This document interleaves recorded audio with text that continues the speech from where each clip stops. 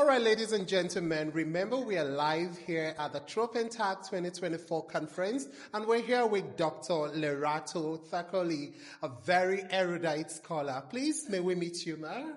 Good morning or afternoon at this stage. I am Lerato Thakholi.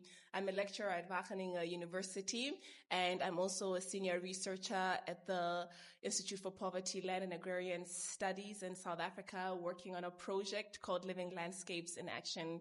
And that's really the two hats that I wear, and that's what brought me here to the conference. Interesting. Yeah. Nice to meet you, Mom. Likewise. All right. Well, she's also the keynote speaker of this wonderful Tropentag Conference 2024, just to let you know. All right. We found out that your thesis, your PhD thesis, is entitled Conserving Inequality, Subjugating Black Labor, and Hoarding Property in South Africa's Private Nature Reserves. So what brought you to study the labor conditions of biodiversity conservation workers? Yeah.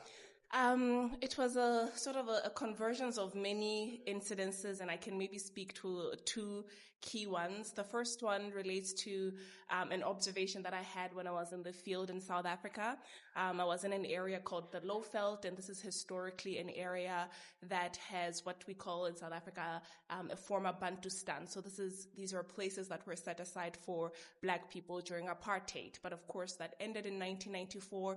But the socio-economic context of the Bantustans have not changed significantly. And what I found curious was that this former Bantustan was located next to high-end private nature reserves in South Africa, but also near the Kruger National Park.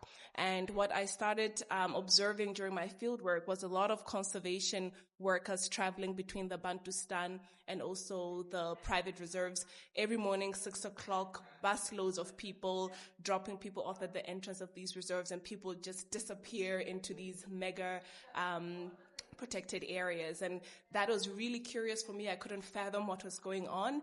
And then in conversation with a couple of scholars in South Africa, including Professor Ramotsindela, I started thinking, okay, maybe there's a story to write about labor here. And of course, I should also mention the work of Benjamin Neymark, who also started talking about the eco-precariat. So sort of those themes, both my ethnographic research, but also conversation with other scholars, highlighted that studying conservation labor is incredibly important.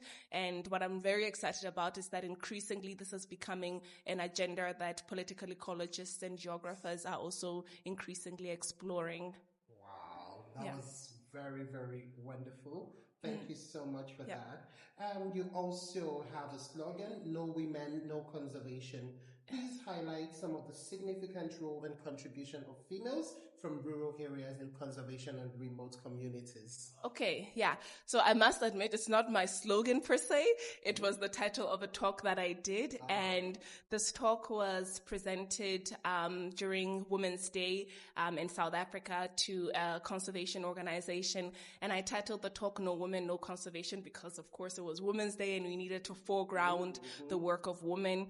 But building on that, in my own research, I had started also analyzing the sort of reproductive work that women in rural settings do in conservation areas. So without inundating this conversation with a lot of theory, but I was really inspired by feminist scholars that have conceptualized this concept social reproduction, which tries to really foreground the work, the unwaged work of women in also producing value.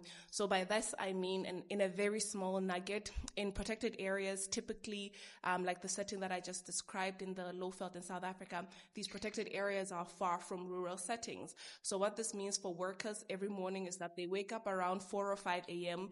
to go to the protected area to work. But in their absence, there are a lot of people that stay in the home front, taking care of the children, taking care of the vegetable garden, doing the laundry. So in my work, I try to argue that all that sort of unremunerated productive work is also quite central to protected areas. So the grannies that stay at home in the former Bantustans taking care of children are also integral for value production in conservation spaces. And to sort of come back to the no woman, no conservation, the argument there is then without these women aunties taking care of the home front, conservation would not be able to produce the value that it does. So women are quite integral in that setting. Thank you so much for your time. We really appreciate. One more question. How has your experience in the Tropentag 2024 conference been? Yeah, so this is my first Tropentag, and I must say I am deeply impressed with the amount of scholarship that has come together at this mega event. I'm also deeply impressed with the interdisciplinary sort of research that has been presented yesterday and also with the panels today as well. So I believe that this is not my last Tropentag conference that I'm attending. Glad to know that. Thank you once again for your time, and do enjoy the rest of the conference. Thank you. See you around.